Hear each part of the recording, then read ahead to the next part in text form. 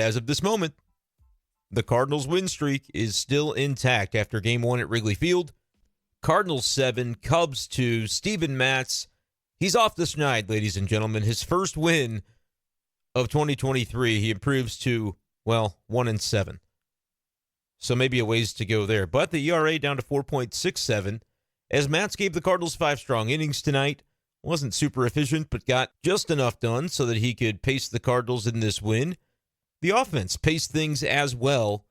And tonight on B-Shape Daily, we will get into Nolan Arenado, who is absolutely red hot right now, coming through with another big swing tonight. How about Jordan Walker? Welcome to Wrigley Field, young man. His first game playing at Wrigley because, he was elsewhere the last time the Cardinals visited the north side of Chicago through no fault of his own. But he had a nice night with a home run at Wrigley Field. And, of course, the guy who always homers at Wrigley Field, he did again. If you don't know who I'm talking about, it's Paul DeJong. Paulie D loves Wrigley. That's the way it unfolded on Thursday night for the St. Louis Cardinals. 6 wins in a row. That's the good news. 9 out of their last 11. That's good news. Bad news, Brewers won. Reds won. But if you wanted to look at the bright side on even those occurrences, the Brewers and Reds defeated the Phillies and Giants, respectively. 2 teams in the wild card positioning at this point. The Cardinals are 8.5 games behind the Phillies for the third wild card, in case you were concerned about that number, cared about that, still have any belief that the Cardinals maybe won't tear everything down here heading into the trade deadline. I still maintain that the wild card, while more unlikely than the division, because in the Central, you just really need a couple of teams to falter, the Reds and Brewers. I won't even count the Cubs. The Cardinals are still behind the Cubs, but by a game and a half, and I expect, even if the Cardinals do sell things off, I think they can overtake the Cubs. Maybe they do it this weekend. Who knows? But that's 2 teams with the Reds and the Brewers, and I kind of think both have fatal flaws that are going to prohibit them from ultimately getting to that 85, 86 win mark that would be necessary to win the division. The Brewers, I think theirs is offensively, and if they continue to sustain injuries to the pitching staff, which happens all the time, so that wouldn't be a shock. And the Reds, I just don't think have the pitching. And then there's the whole Ellie De La Cruz is kind of sucking now. Other than the throws he makes from shortstop, he's still got a great arm. But offensively, he's sort of taken a step back. And I just feel like the Cardinals, man, if they get on this run, they're going to need to find a way to make sure the pitching stays solidified. And if it's not with Jordan Montgomery and Jack Flaherty and Jordan Hicks staying, it's with making some really savvy trades when you give those guys away so that whoever you bring in, if you're the St. Louis Cardinals and John Mozeliak, can slide right into those spots and give you something. Because I think that's the most interesting concept of this all, and we'll talk about it tonight on B-Shape Daily. Are the Cardinals going to sell at the deadline? Yeah, probably. But it doesn't have to look like a sale in a way that I think completely disqualifies them from trying to win as many games as they can over the final couple of months. We know what the flaws with this team have been, and we also know what they're good at and what they maybe have a surplus of.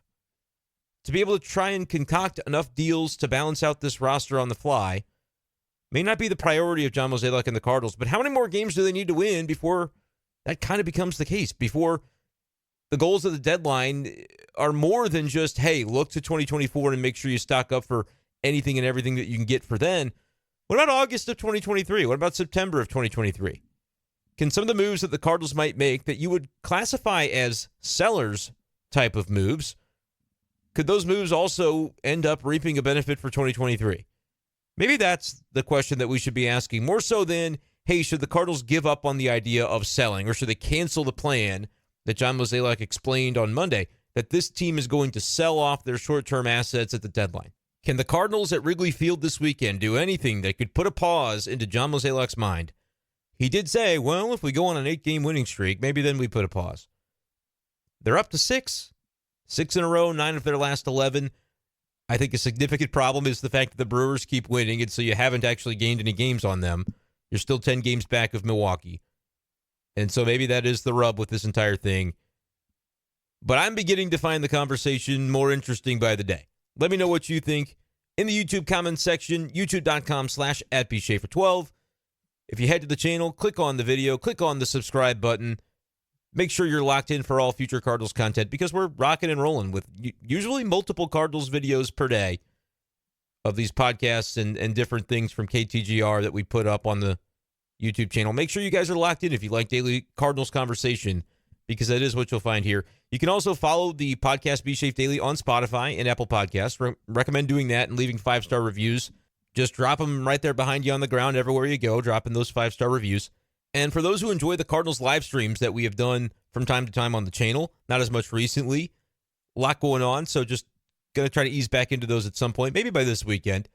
But I do want to recommend the KTGR Big Show airs from 4 to 6 p.m. weekdays. And we do talk plenty of Cardinals baseball, especially right now with the trade deadline going on. So Friday afternoon, not doing anything, click on ktgr.com, click the Listen Live button, and you can hear my co-host Andy and I talk a lot of Cardinals baseball, kicking off probably at 4:05. I'm sure we'll be leading with Cardinals tomorrow.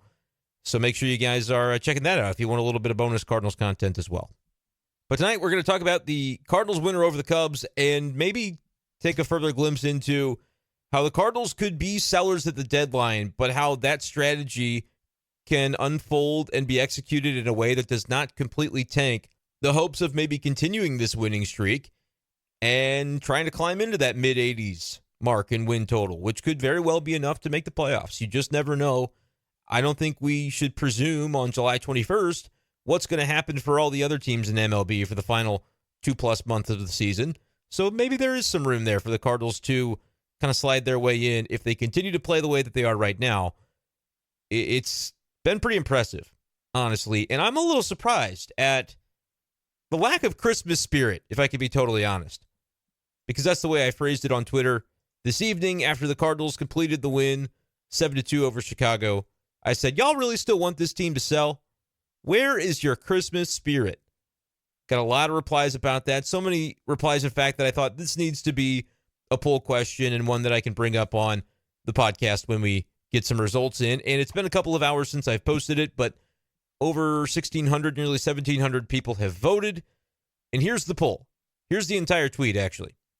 I said, if the first part applies to you, fill in the blank with the choice that best describes your mindset as the winning streak hits 6 games tonight. Quote, I am a Cardinals fan, and I would like to see the Cardinals blank at the trade deadline. And here are your options. Sell off expiring assets or not sell expiring assets. Pretty simple. We don't need to delve into, when it comes to this poll, like what they want to do with position players or anything else other than the 3 guys. And I guess you can throw the 4th guy, Chris Stratton, into the bucket. Don't throw him into the bucket. It's not nice. Nobody likes to be thrown into a bucket. If he's in the bucket, you can place him there. But I'm talking about Jordan Montgomery, Jordan Hicks, 2 Jordans, not the Walker one. He stays. Montgomery, Hicks, Jack Flaherty, and Chris Stratton, if we want to include him in this as well. And the way he's pitching more recently, got the ERA, I think, below 4, or he's right down there near 4. So maybe he would have some value to some people. But the question would be, if you're the Cardinals, does this recent winning streak, which I consider to be more than just like the streak itself of 6 in a row, the 9 out of 11, I think, is pretty relevant. I realize where they are in the standings. I realize that they're still well below 500, but they're starting to kind of play the way that John Mozeliak and Ollie Marmol have talked all year about expecting them to play. Good, consistent offense. Ollie said from the very beginning of the season, back in spring training, day 1, I think it was actually opening day in his office on March 31st or whatever date that was. He said, we're going to have a powerful offense this season. And they're kind of starting to show that. All along, they never really shied away completely from that. There were times where, with runners in scoring position, it was like a stretch of a few weeks where they could do absolutely nothing right with runners in scoring position. But there were stretches before that where they had really bulked up those numbers to where they weren't even in the bottom half of the league with RISP for the longest time. And now they've kind of continued to rise in their trajectory when it comes to their production. So I don't know what the RISP numbers are right now, but they haven't really been that offense that you have a lot of fear like, oh, they're not going to be able to scratch across any runs today. Going against Marcus Stroman, he's been one of the better pitchers in the league. Cardinals have figured him out, though, it seems. Yesterday, Sandy Alcantara obviously has not had as strong of a season, but he's had some very good historical success and specifically success in the past against St. Louis. So you felt like that was maybe going to be a difficult game going into it, especially knowing bullpen game on the Cardinals side of things. But you know what? They won both of those games, and today they did it without a sweat. Although there are some bullpen things that we need to talk about and it's not going to reflect particularly well on Kyle Leahy, but we'll get into that as we go along here. I wanted to look up these numbers, though, for the runs scored. Yeah, they're down in 10th at this point in runs scored in Major League Baseball, which is maybe a little lower than I thought. I thought they might be a little bit higher, but starting to climb, and when you score 6 and 7 and 5 and 8 and continue to put up numbers like they are recently, I think it's got the potential to rise in the stature from 10th to maybe closer to that top 5 offense that we've discussed. The OPS, though, they're 6th in that in MLB at 764. Run scored is the most important thing, though. So if you're having a great OPS, find a way to turn that into runs more frequently, then you'll be cooking. But the Cardinals, like, the offense is not really the problem, right? The pitching has been largely the issue with this team throughout the course of the season. And now you're getting 3 quality starts in a row. Before then, on Wednesday, you go with Dakota Hudson, who you knew he was only going to go a couple few innings. And so that breaks the streak of quality starts. But then you go right back out there tonight. And Steven Matz was not amazing, but he was good enough. I mean, imagine where the Cardinals would have been in those really lean times if they were getting 5 innings and 1 run allowed from their starting pitching. They would have been doing backflips about those types of performances. And so if Steven Matz is going to give you a 4 2/3 or 5 1/3 or 5 or whatever it is, and he's going to give up fewer than 3 runs, I think the St. Louis Cardinals are going to take that, especially considering they've got him for 2 more years and they don't really have a choice. But it's good to see Steven Matz start to come around a little bit. He was very sinker heavy tonight, but it seemed to work for him. Not super efficient. 97 pitches through 5. Could have thrown a few more strikes. 59 strikes on 97 pitches. Only walked 1 guy, but just not efficient, not able to escape too many innings with ease and get it done just very quickly on a low pitch count. But only allowed 3 hits, 1 run, and a walk. He had 6 Ks. Like, this was a really solid outing by Steven Matz and a well-earned win, getting him to 1-7. It ain't pretty, but it's better than 0-7. But I think it's so interesting. If you're John Mozeliak and you've already said, hey, we're selling those short-term assets, they've got to go. We got to push it for 2024. But now you've got Steven Matz, 2 out of 3 starts. He's been pretty good. Now the one in the middle was not that good. And I think you're going to have a number of those rough and tumble types of outings with Steven Matz. I think he's going to be, in a perfect world. Well, in a perfect world, he's great. But in a perfect world, like, realistically, he's like low 4s for ERA. And he'll every once in a while get a little bit deeper. But he has not ever really gotten deep into starts with the Cardinals. Last 2 years has just not been efficient enough to ever really have those 7-8 inning outings. And that's a rarity in the game today anyway. But Matz in particular, you feel like you're really straining to get him through 5. And I think I said on the radio today that I didn't expect him to get through 5. I thought he would bow out at some point in the 5th, but credit to him for being able to get through it. But you'll take that. Like, if he's your number 4 starter, you'll take that. The problem is, right now he's your number 4 starter. You don't have a 5th one, and your top 2 are on the way out within the next 11 days, is sort of the thought process as described by the Pobo, John Mozeliak. So Jordan Montgomery has been your best pitcher. Jack Flaherty, I would say it's a battle between he and Miles Mikolas, and we'll even say it's been Mikolas to this point and say that Jack Flaherty is kind of their number 3. But if you're taking away 2 of your top 3 starters, and really the only 3 that have been consistent all year, and no, they haven't been consistent all year, but relative to what Steven Matz has done, being literally removed from the rotation, you're going to say the other 3 are definitely a tier above where Steven Matz has been with his performance so far this year, and I think people can understand what I mean by that. But if you're taking 2 of those guys away, it's like DEFCON 1 when it comes to pitching and innings and figuring out what the heck to do. So realistically, I just don't know how the Cardinals can survive and still have any priority placed on this season, what remains in August and September, if they're not in making these trades of these short-term assets who are expiring contracts and going to be free agents in the offseason. And it'd be great to sign them back. I get a lot of questions about, well, why don't the Cardinals just sign these guys? Totally understand the question, but let's realize you can't do it on July 21st. None of those guys are picking up a pen to sign a contract in July when in October, November, they're free agents for the first time in their careers, basically, right? For all 3 of these guys. So they're going to explore what the other 29 teams think of them, as anybody would in their situation. Jordan Montgomery has specifically said earlier in the year, no, I won't be talking about contract during the season. You know, they kind of had their chance, is what he said, which you could take that any number of ways that you want, but the bottom line is that's not happening. Jack Flaherty, look, like I think everybody just kind of knows that we're going to let this season play out, and it's not to say that Flaherty doesn't like being in St. Louis. It's the only team he's ever played for, but it doesn't matter. There's no hometown discount before you get to find out what the other 29 teams think of you. So realistically, the only guaranteed way to use these three guys and throw Stratton in there as well, the only guaranteed way to use these guys to better your 2024 roster is by trading for guys that can play on your team in 2024. And if you really like them, if that's your thought process of they should be signed, not traded away, it's legal to do that in the offseason. You can still sign them and still enjoy and reap the benefits of the players that you received when you traded those guys away the first time. Now, does that happen very often? No, it doesn't. But for the sake of argument, like there's nothing keeping them from doing that. You'd still have to be the high bid, right? You'd still have to spend a lot of money. And I don't know if people really feel they should bring Jordan Hicks back. Maybe they do because he's been really good. He's been nails in the closer role for sure. But it's one of those deals where, like, I know the history of the St. Louis Cardinals signing multi-year contracts for relief pitchers, and it's never gone well. Like, ever. Brett Cecil, Andrew Miller wasn't a disaster, but it was not great.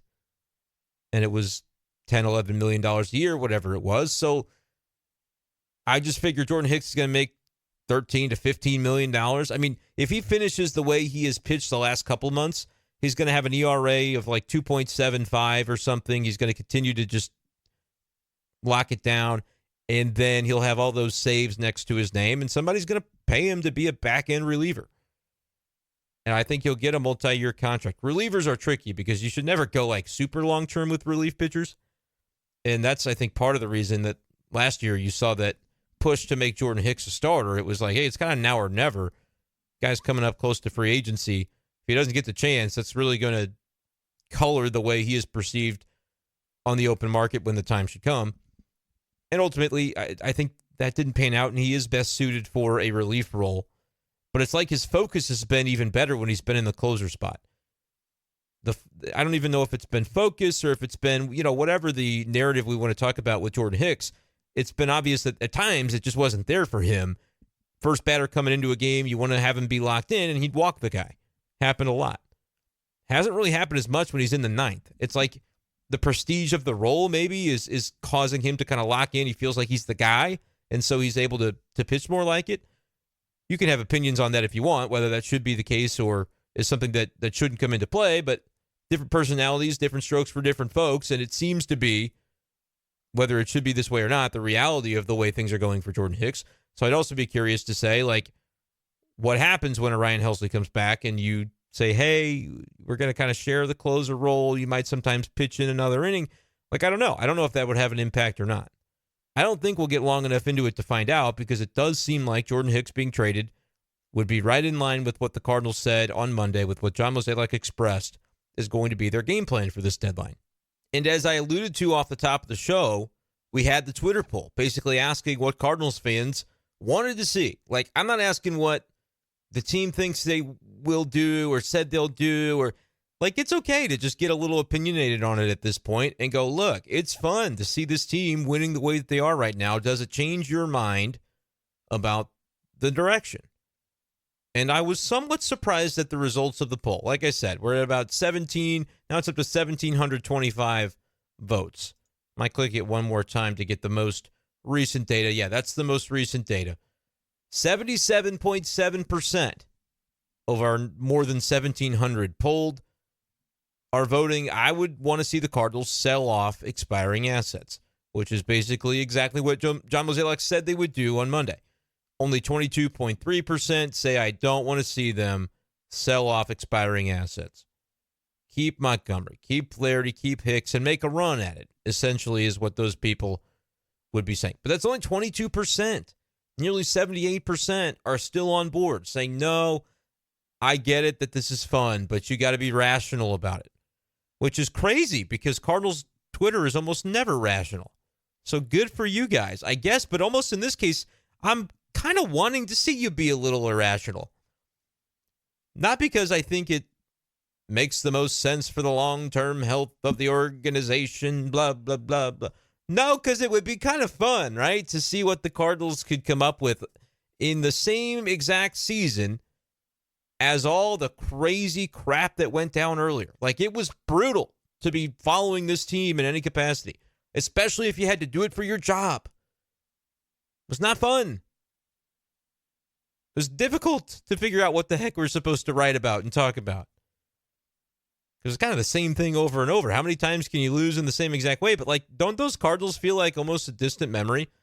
Maybe I'm just getting sucked into the vortex of this whole thing. But really, a lot of the ways that they have been winning games recently just wouldn't have happened before. Is it as simple as, hey, the All-Star break happened, so they're just looser? Or is it as simple as they kind of knew they were out of it, and then their general manager, their Pobo, said they were out of it, and they're selling off, and so the pressure was gone? It's like a weight has been lifted off this team, and when the snowball gets rolling down the hill, it can get pretty large, right? Like, momentum is a crazy beast. It's only as good as your next day's starting pitcher, which is why in selling off their parts, as they're planning to do, and as 77.7% of Cardinals Twitter would like to still see them do, you are basically waving the white flag. Like, it's one thing for John Mozeliak to say it, but it's another thing to have the team continue to win. They haven't lost a game since that little powwow on Monday. And still say, no, this is what we need to do. We've already decided. We're already neck deep in these trade conversations with other teams that are interested in our expiring rental players. So this is what we're doing. Those are two different things. It's one thing to say it, and it's another thing to do it despite the fact that things are really turning a corner with the way the Cardinals are playing. And the players have always been in this mindset. We talked to Arenado. We talked to Ali Marmol. It's all about, hey, let's go win the next one. Let's go win the next one. And I remember asking this question to Arenado where I said, hey, I know that's your mindset, but if you win the next one enough times, like, does there come a point where you do start looking at the standings again? Arenado said he didn't look at the standings, but knew how many games back they were, so go figure that. But he said, well, maybe, but not anytime soon, is what Arenado told me a few days ago. And I understand that, because you don't want to be the guy getting too far ahead of yourself, because you know you don't control your own destiny. You could win out for the whole season and still not win the Central if the Brewers do the same, right? So, which again, obviously they wouldn't be able to do the same because you actually face them physically, but you get the picture. You don't control your own destiny when you're as down in the dumps as the Cardinals have been and still are. It's getting better. 44-53, winners of 9 of their last 11, so they're 9 games below 500 instead of 16.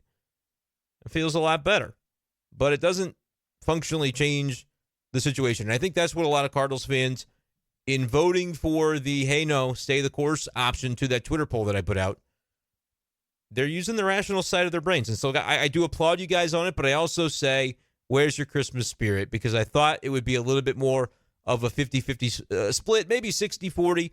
And I promise you, the reason I did it tonight was because if there comes an opportunity for Brenden Schaeffer to do a poll, why am I talking in the third person? If there comes an opportunity for me to do a poll again on Sunday night after a 4-game sweep at Wrigley, I promise you, I guarantee the results will be vastly different. And you might say, well, it's only 3 more games. How much could that change anything? Whatever would have to happen over the next 3 days for the Cardinals to continue whooping up on the Cubs is going to make people so emotional, so frenzied, that the results will be different. You might think you've got conviction now. If this sucker gets to 9 games in a row, and this wouldn't be revisionist history or using hindsight. I said this Wednesday after the Alcantara game. And I even really said it going into the Alcantara game when I tweeted you remember the 5 caveat sentence that I had, which was basically, at some point I might entertain the possibility, blah, blah, blah, if they were to beat Alcantara. And they did. So I was already kind of hyping this up a little bit after Tuesday night's win. And they've won a couple of games since then. And they've done, I would say in both games, I wouldn't have expected them to win. just based on the pitching matchup. Steven Matz is 0 for the season. Marcus Stroman's having a nice season. Wednesday, Alcantara, not a great season, but definitely a good resume.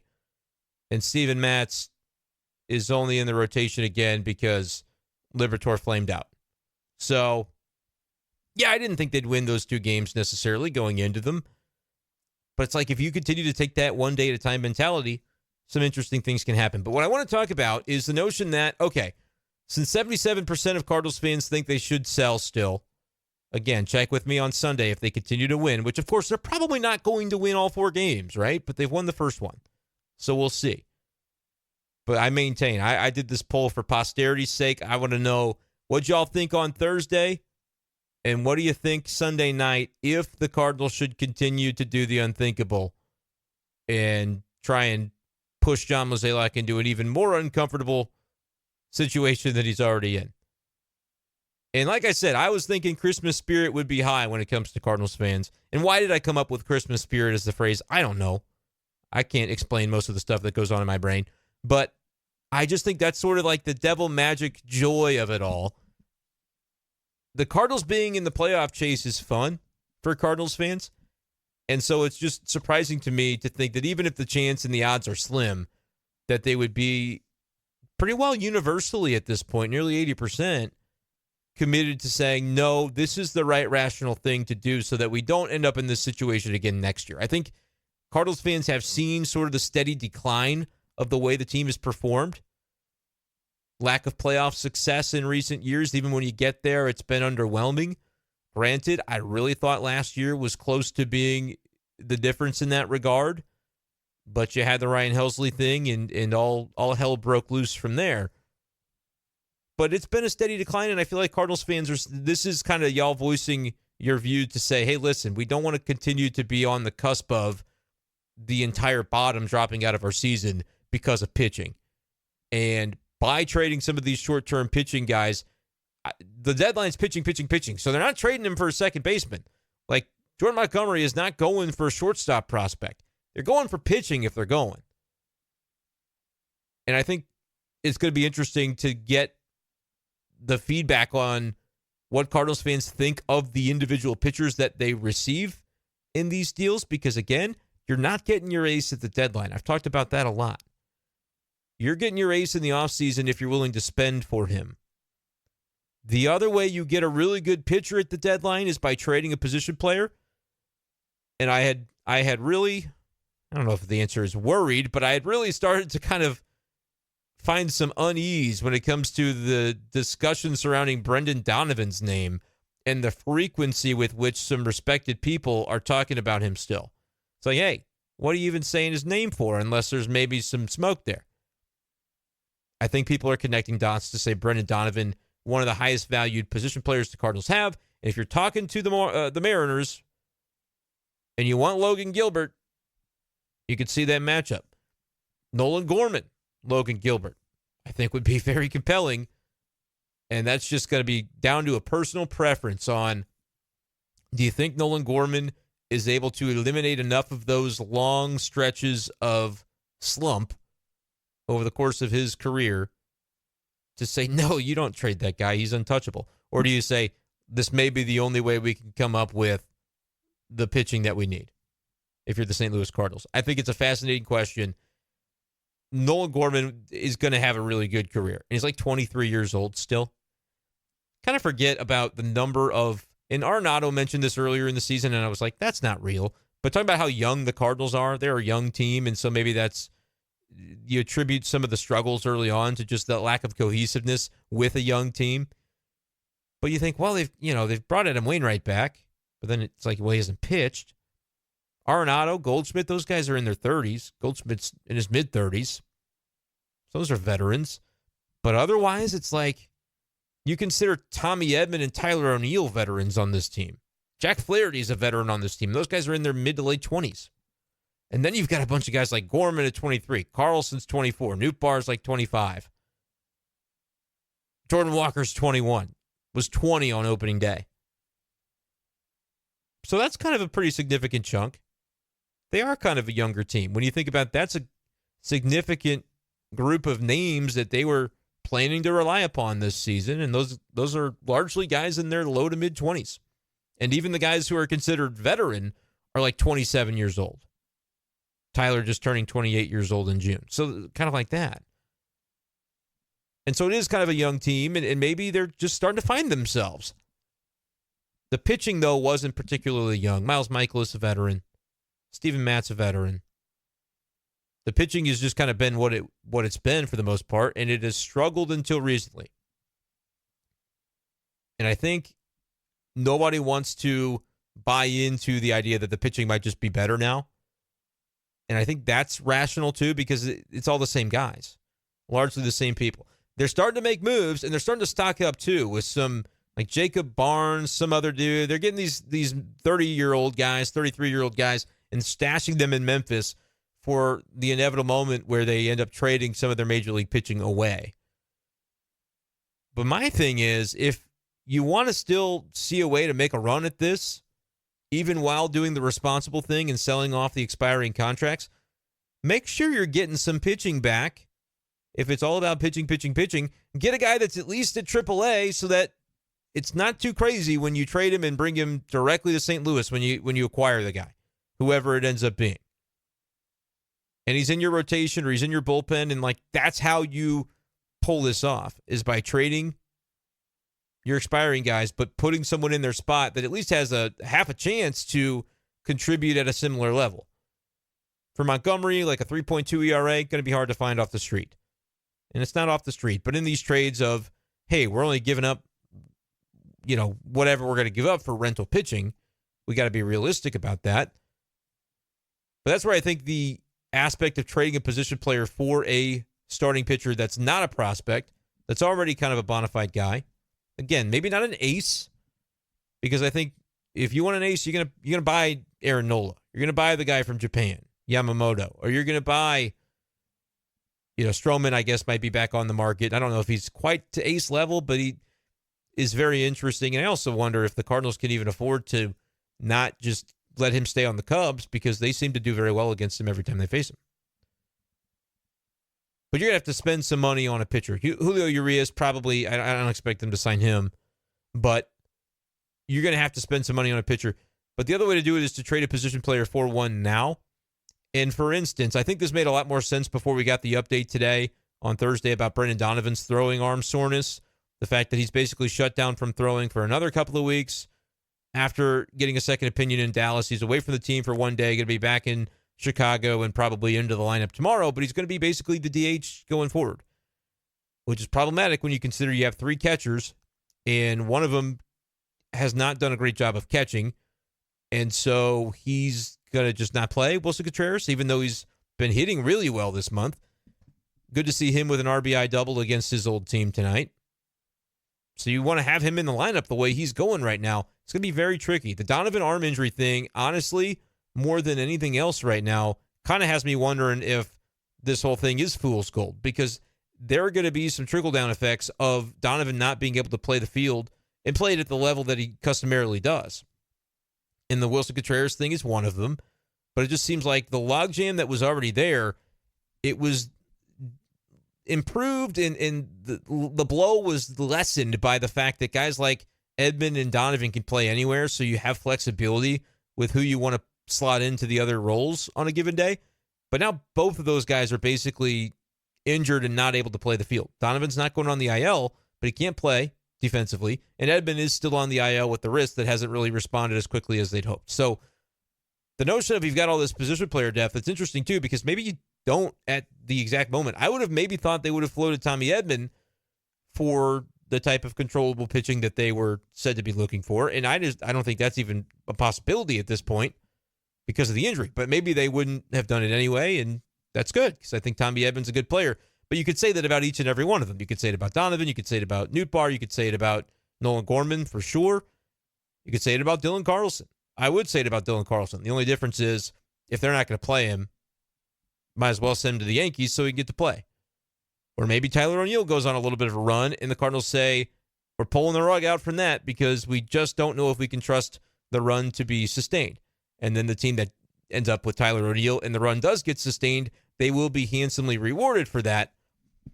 But I just wonder what the fit there would be or if they would entertain it at all. So you've got all these kind of questions floating around. But the bottom line to me is if the Cardinals are going to continue selling and not go back on the described plan of action from Monday, which fans seem to be on board with. Like I said, 77.6% right now as we talk are saying, yes, continue to sell off the expiring assets. If that's the case, I would say to the 22% that are saying, no, I don't want to see that there would still be a way to make it happen, but it's got to be by getting pitching that is ready or at least close enough in terms of readiness to at least give it a try. And then they have to do well.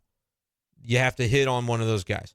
Because all these guys they're signing and throwing into AAA Memphis off the street who are veterans are kind of like the Ryan Tepera experience, which is already ended. The Ryan Tep era is over in St. Louis. You like that one, right? Kirk Cousins. You like that? I also had a tweet tonight that I thought was funnier than everybody else did, where I said it's funny to think about the fact that there are actually two guys you could describe as Christian Kirk in the NFL right now. Football fans will know what I'm talking about. But anyway, Ryan Tepera gets DFA'd for the return of Tyler O'Neill because Tyler was on the 60-day IL. You don't count against the 40-man roster when you're on the 60-day IL. So in order to rejoin the active roster, the 26-man roster, you also have to be accounted for on the 40-man. And Tepera joined the team on Monday. He leaves the team on Thursday. I'm sure they didn't make him fly to Chicago to find that out. He probably found out Wednesday night, Wednesday afternoon, whatever. So no more Tepera, and he had pitched twice and wasn't really that good, and so not a surprise. Just didn't look like he was a player for him. Whereas guys like Jojo Romero, by the way, kind of starting to look like even more of a player, ERA in the mid-twos. He's going to be in this bullpen next year for sure. Jojo Romero. I'm pretty well committed to that at this point in terms of my opinion on how things are going to go there. But Ryan Tepera already gone. And while we're talking about it, we can segue into a little bit of game conversation sandwiched in between our long-term thoughts right here with this. Kyle Leahy maybe has had his last appearance for the Cardinals as well. That was a brutal situation to watch as it unfolded on Thursday night. Hits Patrick Wisdom in the head, who seemed to be okay, was talking to coaches and stuff about it over there on first base, at which point my wife says, that guy kind of looks like Miles Michaelis. And with the way the mustache is, I guess maybe he does a little bit. But that's for whatever that's worth. Patrick Wisdom, Miles Michaelis. If you see the resemblance, let me know. YouTube comment section. I feel very badly for Kyle Leahy, but I don't unfortunately think the Cardinals can keep going with this guy after that appearance. Hit the guy in the head, Patrick Wisdom, walked a couple of guys, and in one of those walks nearly hit another batter. The last guy that he faced was up and in, too, near the head. I say I feel very badly because that's just one of those things that you start to get into a territory of like, okay, it's not just like he's hitting guys and has no command. He has like no idea where it's going and can't even avoid the notion of going up and in on a guy in a dangerous way. So I think he's maybe the next guy to have the old trip back to Memphis, which like I said, I don't think they have to DFA him, but depending on the way 40-man rosters go, I would be surprised if he doesn't have a different circumstance for his life come Friday, which is like it sucks because that's just one bad day at work. Like we've all had a bad day at work, but it was a bad spot for Kyle Leahy, and he hasn't been good, right? So there's not really been a good appearance from him.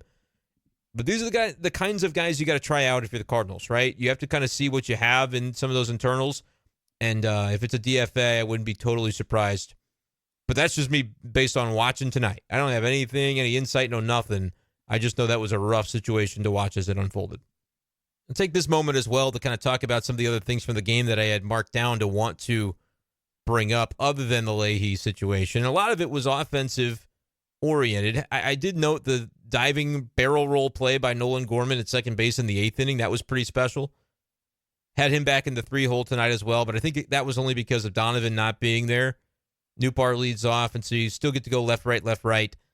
I wonder if they keep that alignment, because I had said, hey, I think it's probably time to, if you're insisting upon putting a lefty in the 3-hole, don't let it be Newbar, have it be Gorman. But I'd also be interested in seeing Newbar right there in the 2-hole behind Brendan Donovan when he's in the lineup. But I know they want to keep the balance there, left, right. I wonder, though, if you went Donovan, Nootbaar, let me think on this, Goldschmidt. Yeah, you can't really move Arenado down past 4, though, can you? Because I was thinking maybe then you could go Gorman 4, Arenado 5, but I don't think you want to do that. But nevertheless, Gorman batting third tonight. Had a nice play defensively. Good for him. Jordan Walker, speaking of him, home run. In the swing, it was so bizarre. It almost looked like it was in slow motion.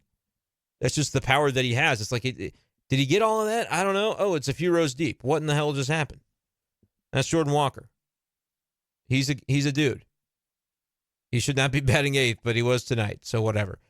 It's almost like it goes back to the Mike Matheny era of, well, this guy's a veteran, Tyler O'Neill, even though we would love to not have him as high in the lineup based on productivity recently. We still got to bat him 7th or whatever. But Paul DeJong batting 9th, I think, is totally reasonable with the guys that they had in the lineup today. And yet, he hits a home run as well. He's got 14 home runs. Well, he had 14 home runs coming into today at Wrigley Field for his career. And now he's got 15. And that is the second most of any place. That should not surprise anybody. Busch Stadium being the most prolific home run spot for Paul DeJong. He's got 38 of those in his career at Busch, but 15 at Wrigley. This guy, and it's not even that he's like amazing at Wrigley. He's hitting 242, and these numbers are prior to today, so they don't include today's home run. But a 242 average, a 303 on base, which aren't good numbers, but a 511 slug is good. But it still only equates to an 814 OPS, which again went up a little bit with today's home run, I'm sure. But it's like, it's kind of all or nothing. He's only got 6 career doubles there in 51 games. He's got the 15 home runs. Like, that's what he does. He homers at Wrigley almost every series he's ever been there, I would venture. I'm not going to go back and check on that, but it seems like it's a plausible thing to say. The dude always seems to come up with a swing in one of the games at Wrigley darn near every time they go there. So good for him. As we all know, we're just looking for him to get the OPS up to 750, though. It's at 739. Ask a friend if you don't know what that means. But we're looking for 750 out of PDJ. Other quick nuggets on the game itself. Nolan Arenado, again to the opposite field with the double. Only 1 for 5, but the swing that he did have was powerful, was impressive, going the other way, nearly left the building. A couple of RBIs, I believe, on that play. He's just unreal. He is carrying this team. He's doing at least one thing every day that you just go, yep, that's Arenado being Arenado, Nolan being Nolan. So good for him continuing to kind of pace the offense in the way that he has. He could end up leading the league in RBIs this year, which I know some people say doesn't matter. Nolan Arenado would beg to differ. He really does value RBIs and what that means for the team and for himself personally. Being able to rack up a bunch of those means you were doing something right when your fellas were on there and on base in front of you. So that matters to him. Anything else that I had from the game? Let me check my notes here and see. I just wanted to mention maybe one negative thing, not to rip on the guy, but it seems like anytime Lars Nootbaar gets near the wall, something bad happens. Like he's kind of lost out there when he gets too close to the wall. This time, like I said, I almost hesitated to even bring it up because the wall is filled with an invasive plant that's covering up a brick wall with no padding. And so, yeah, I'd be a little bit skeeved out by trying to get near it myself. But he lost the ball legitimately for 5 seconds. And the center fielder had to run over and get it for him over in the right field corner, the way it ricocheted. So that was a little bit weird. It almost just seems like he is running like you run, and then when you get close to the wall, his body crumples into a heap as he stands, and it doesn't really know where to put his limbs and such. It's very bizarre. Other than that, athletic, good player, good outfielder. But when he gets near the wall, I feel like that's kind of becoming a thing. Let me know if you agree with that or if I'm overreacting to just this one instance. Throw it on the YouTube comment section with anything else that you think about everything going on right now with the Cardinals. Another aspect, though, as we kind of shift gears back into the conversation about whether this team ends up selling or doing a combination of several things at once at the deadline, the position player side of it, if not for the injuries, I think would be even more interesting in a scenario where they're playing well. Because if you trade away a position player and you've got extra guys at that position to still play in the daily lineup, it's almost like you didn't lose anything, but it has to be a healthy roster for that to be true. Because the moment you say we've got plenty of second basemen, you trade one, then your other second baseman gets hurt, and you're like, well, crap. We should have anticipated that. And it's like fluky stuff that happens, and you can't ever know when an injury is going to come about, which is why I think it's also very fascinating how they really pumped their own tires about how much depth they had. John Mozeliak, Ollie Marmol, they felt very good about the depth, if you remember back to spring training. On the pitching side, we know that's been a nightmare. But on the position player side and in that starting lineup, it's like they had, I can recall kind of thinking in my head, they've got a bench that's much deeper than what they've ever really had.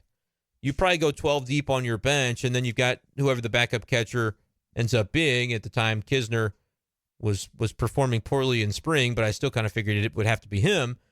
And now we've obviously seen 3 catchers on the scene. But nevertheless, like, the bench is full of guys who could conceivably be starting on a given day or on a given team. And that has sort of played out the way that you thought it would. But with injuries happening, maybe that changes the calculus. Depth, though, also I think has hurt the Cardinals in a way. Because you need depth in case of the injuries, but you also have so much of it, and it's kind of indecipherable between the guy who should be your fourth outfielder and the guy who should be getting everyday run in the outfield. Like, they have not been able to distinguish the answers to those questions.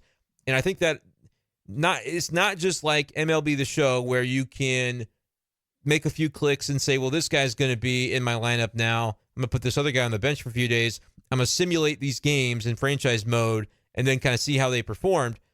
And like, they're probably going to perform based on their stats and their player ratings, right? Like, it doesn't work like that in real life because there's the human element to it. And I feel like the notion of trumping up how good it was to have a bunch of depth coming into the season is not false when you have injuries. You're glad you have it at that point. But I also think it has impacted the confidence level and just the comfort level of the different players, knowing, like, I might not play every day, but I know kind of my role and what to expect. But Ollie Marmol has sort of been forced to just make it up as he goes along, reacting to different injuries, reacting to different cold stretches by players, different hot streaks, and just try to come up with what he can come up with.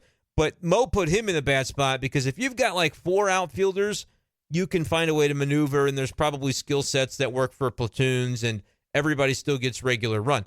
If you've got 5 or 6, it's too many. In the insistence of we got to keep playing Alec Burleson that the Cardinals had, and it was early on, and now we're kind of seeing a lot more of Burleson again lately.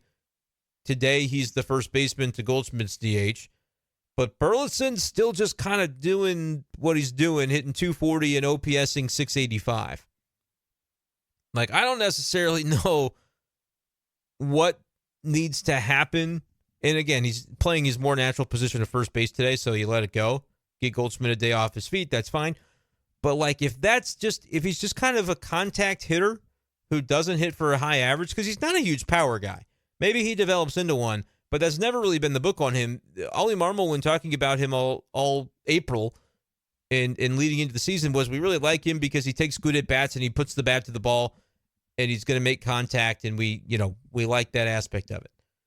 And that's okay, but if you're a 240 hitter with a 292 on base, I don't really care how much you're striking out or not striking out. And to his credit, like, he doesn't strike out much. It's true. He's only got 22 Ks on the year and 196 at bats. It's a good ratio. He's got over 200 plate appearances and 22 strikeouts. That's Pujols-ian. But what's not Pujols-ian is the 240 average, the 292 on base, but only slugging 393. Like, not a huge home run guy either. Although, I mean, if you tripled the 196 at bats and said he'd be an everyday guy, maybe he ends up with 15 to 18 home runs. I don't know how reasonable that is to do, but just not a huge home run guy. And so it's kind of very underwhelming, the insistence of Alec Burleson, but he fills that role that they're so desperate to see come through. And that's a left-handed hitting guy. He can hit right-handed pitching as a lefty. That's what they're looking for. And they're trying to manifest that with Alec Burleson. But I certainly think we have not seen enough out of him offensively to justify his continued presence in the outfield group. If you're going to play him at first base, that's fine. If you're going to play him in the outfield, play him in left, not right. But it's one of those deals where you could totally see the underlying skills turning him into a very good and capable major league hitter over the long run. But like when the Cardinals are trying to force feed that in the early portion of the season, and Dylan Carlson's kind of on the outside looking in, Tyler O'Neill's not performing, which is also being force fed into center field. And I want to give him credit for the day he had today with the double, which was kind of a bloop double. So, you still get credit for it. But he also drew 2 walks, which I think very valuable for his game to be able to draw walks because he's also really fast and can steal bases for you. But I think the idea that, hey, we're going to give some run to Burleson really did add to that logjam in the outfield, and it led to, not directly because Burleson is a lefty hitting righties versus Jordan Walker, right-handed bat, but I think it helped contribute to Walker being demoted and everything else going on, which, by the way, not a great night defensively for Walker in the outfield. No duh. He's done it for less than a year, and, maybe he never becomes great at it. But at this point, I'm going to try not to sweat too much of it. Yes, he's got to improve. He knows that. But I think until 2024, unless, again, this team crawls back into the race, which we don't expect, most Cardinals fans still say sell. But otherwise, I think you just play him every day in the outfield. He gets better at it, and then you revisit, should be working on it all off season. And then in spring training, we can kind of say, all right, how does this look? And then they begin to gather more data points on the long-term plan for Jordan Walker. But I know that was something people were talking about. And so, yeah, not a great day defensively for him in the outfield. But again, not too surprising to see that be the case. But as we kind of wrap up here tonight on B Schaef Daily, I want to know from you guys, comment on YouTube and make sure you like the YouTube video as well. And subscribe if you haven't done that before because you like this Cardinals content. Listen, if you're 52 minutes into this thing right now and you are not subscribed, come on. You wouldn't have stayed this long if you didn't think it was somewhat decent to listen to. So hook me up with the sub if you would. But comment on YouTube as well what you think about the notion of not only Thursday's game and how it went against the Cubs, but the notion of how this Cardinals deadline really should play out. I'm getting a lot of good thoughts from Cardinals fans over the last few days, but it continues to get more interesting, at least to me, because I said coming into Wrigley, if you sweep at Wrigley, that has to mean something. You don't have Wrigley give you a sign from above and just ignore what Wrigley had to say. If they lose a game in Chicago, all right, I'll hear you. They have to win 2 for every game they lose the rest of the way to continue to make strides. So if you start losing games, especially if you do it in unfortunate ways, then the calculus really does change quickly. And Friday, it's Jack Flaherty, Justin Steele, another opportunity to really, Justin Steele is the toughest one they'll face. They conquered the game against Marcus Stroman in game 1. If they can beat Justin Steele, which very much did not happen in London, then again, you're gathering these data points to go, hey, these things are not supposed to be happening for a team that just stinks still. I know the record stinks, but they're coming around. But what do you want to see them do? What do you genuinely want to see them do? And I'll try to address as much of it as I can in the YouTube comments. I chime in there when I see some things that I can easily address. Even the long-form comments that I see, I read them and I enjoy them. And appreciate you guys for the passion that you have, putting everything into that, putting all the thought into that you do. But I'm really curious with this thing. The more I think about it, the more, and it was kind of the poll that led me to have this mindset of Cardinals fans do think they should continue to sell off these assets. So that's where I shift gears and go, all right, if they do, you trade Jordan Montgomery, but maybe you trade him back to the Yankees and you throw in a position player that, because their lineup is just abysmal, but you throw him to the Yankees, but you get a Clark Schmidt or a Clayton Beeter or both. Clark Schmidt's in their rotation with like a 4.13 ERA. Good strikeout guy, but walks some guys, gives up some home runs. Clayton Beeter, similar story. Good numbers, but he's still kind of making his way downtown, as they say. I think his ERA is in the 4s in AAA. Had a good start to the season in AA. High strikeouts, but high walks as well. Those are the 2 guys from the Yankees that I'm kind of circling the drain on to think, if the Cardinals can give some rental players and maybe a position player that doesn't make Cardinals fans want to weep into their pillow at night to give up, then maybe that's a potential fit. And if there is a Clark Schmidt, and maybe they want Jordan Hicks too. I don't know. I don't know where the perfect fit for Jordan Hicks necessarily is going to be. I think it'd be very fascinating to go Arizona for a guy like Brandon Pfaadt. I don't know if they're giving up a Brandon Pfaadt for 2 months of a relief pitcher, but you never know. Maybe you add something to that. I don't know. Later on the YouTube channel, I'll have a video up from Thursday's KTGR Big Show where we go into who would be the best trade partner for the Cardinals. If you don't want to wait until 8 a.m. or whenever that posts, make sure you subscribe to the Big Show on Spotify, and you can just listen back to the podcast from Thursday's show. But it would be guys that you can acquire and plug right into your rotation, and maybe they don't end up panning out because either they don't have major league numbers yet, or their numbers in the major leagues that they do have aren't very good, or whatever happens, right? Like Clark Schmidt has at least demonstrated he can hold his own at this point with an ERA in the low fours. But if you trade Montgomery and a position player, and I hesitate to even name names because it's getting more difficult to figure out who it would be with the injury to Edman, the injury to Donovan. Carlson is an obvious option based on the way that they have put out those tea leaves about him so far. You wouldn't be surprised to see it. I have said this week it's a better than equal chance that the dude ends up on the Yankees, or at least ends up on another team, not this one. But Tyler O'Neill, he looked good tonight. Do the Cardinals say, oh, good, he's going to be just good enough that we can build his value up and get a pitcher for him? Or do they say, no, this is kind of what we were hoping we would see all year, and we're finally seeing it, so enjoy playing left field every single day and being a force in every element of the game? Because when Tyler O'Neill is right, he's a force defensively, as long as you don't put him in center. He's a force at the plate. He's a force on the bases.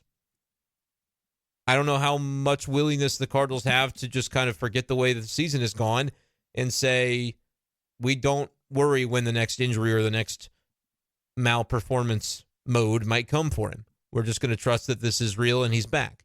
I don't know what their thought process on that is going to be. So whatever the position player ends up being, though, you could at least see it at that point from the Yankees side, who their record should not, it doesn't indicate they should buy. They're only a couple of games above 500, but they're the Yankees and their fan base is going to demand it. And so I just expect them always to try and make moves to be in it, because it's been forever since they've won a World Series, and they're going to try to do that at some point. But their lineup stinks, especially without Aaron Judge. You've got a bunch of 600 OPS guys and a couple in the 700s. One of them is Stanton, who's hitting 198 for his batting average. They don't really have anybody in that lineup right now, which is why I kind of think that Tyler O'Neill might be a better fit for them than Carlson, because a good defender, light hitting against right-handed pitching is not necessarily the blueprint for what they should be looking for at this point. But I think it's very interesting to kind of see, all right, Cardinals, maybe you're right. The 77% of Cardinals fans that voted in the poll, maybe y'all are right. They shouldn't get fooled by this little segment, or maybe it's not even fooled. Maybe you believe that this is real, but you just say it's too little too late. They're too far back for it to realistically be something that results in a playoff berth. And some Cardinals fans would say, screw a playoff berth. All they're going to do is lose in the first round. I only have interest if you think they can contend for a World Series, which I don't agree with because, again, crazier things have happened. But Cardinals fans have been beaten down by the early exits in recent years, and so they're not willing to entertain the possibility that a best 2 out of 3 playoff series, some fluky stuff can actually go in your direction rather than the other way around. And doing it as the division winner would mean that those games would get to be held at Busch Stadium. Just saying. In the world in which they make this run and it happens is what I'm trying to articulate there. But nevertheless, I think to do it, you would have to be getting pitching back. You can't just throw those random dudes that you've pulled into Memphis onto the active roster and say, go get them, Tiger. Dakota Hudson and Zach Thompson, you're both in the rotation now, even though with Thompson, you just haven't really seen the success with him as a starting pitcher versus a reliever. Dakota Hudson is relying upon the defense. Maybe that works out. Again, his career ERA is still pretty good, but he's been kind of trending downward ever since the Tommy John. But these are all kind of thoughts that would have to go through your mind if you're still thinking, hey, this team is playing really well, and I believe that it's real, but I still think they have to do the thing that's going to inevitably rupture the streak and the good vibes. 40% of your rotation gone, your closer gone. Maybe that's what needs to be done. But the fact that Cardinals fans are like, yeah, it's okay if they don't win this year. It's just, I'm not going to say it's silly or wrong. It's just a little surprising. But let's see what happens by Sunday if they continue to win these games. Jack Flaherty beats Justin Steele. It's going to continue to get super interesting as the weekend approaches. Maybe you don't think so. Maybe you're tired of hearing me talk about it, but I hope you're still enjoying the content. Let me know what kind of content you want to see as well. This is a democracy. I'll listen. And I appreciate you guys, as always, for listening to the show.